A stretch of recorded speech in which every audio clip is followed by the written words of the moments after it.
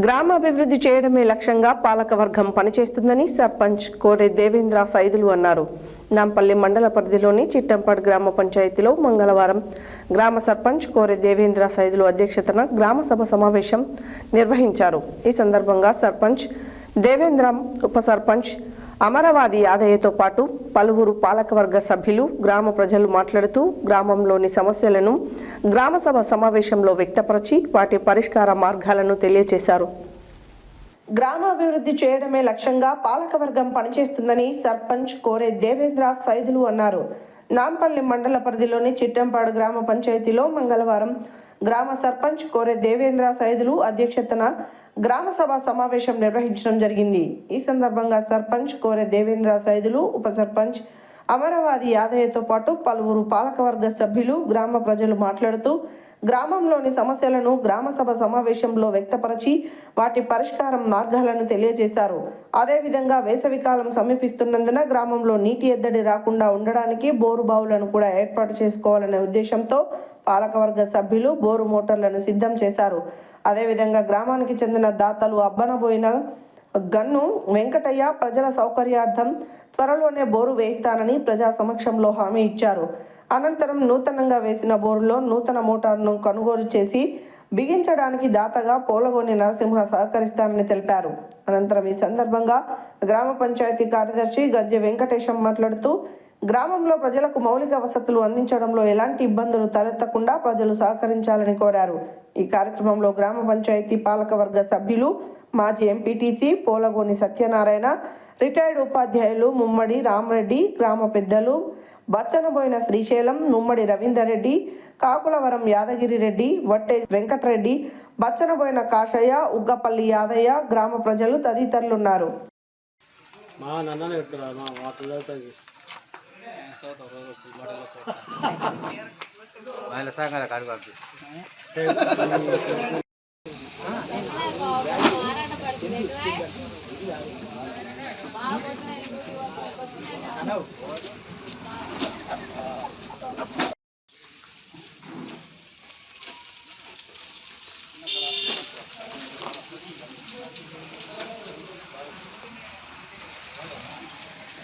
సదుపాయాల కల్పన చాలా ఇంపార్టెంట్.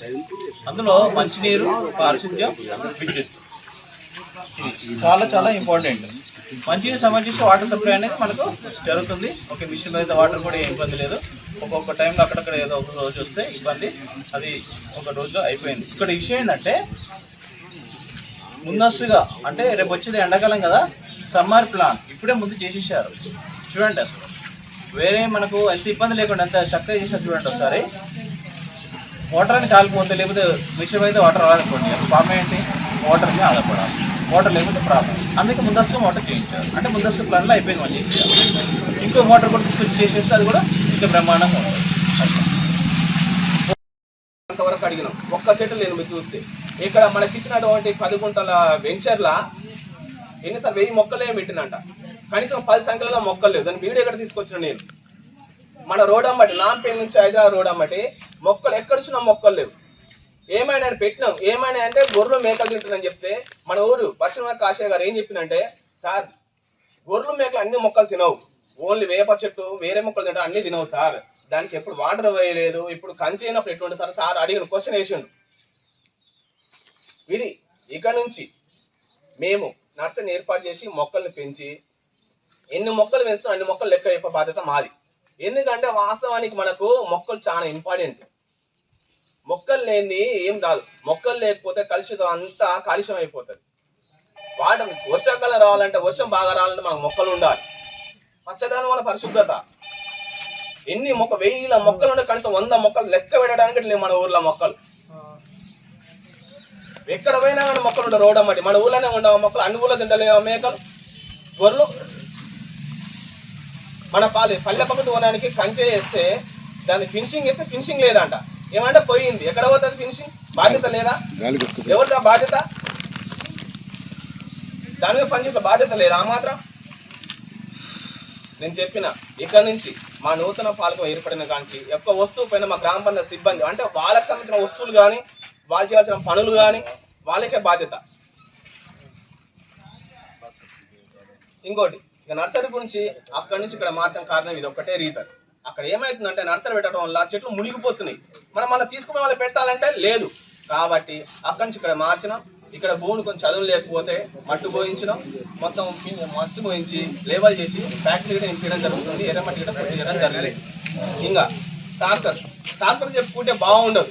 ఎంత ఉంటదంటే వాస్తవానికి ఎన్నో వస్తువులు దొంగిలించారు, చోరీకి గురి అని. అందులో అసలు పంప్సర్ అయితే చేయించలేదు. 2-3 సంవత్సరాల నుంచి అట్లనే ఉండేది.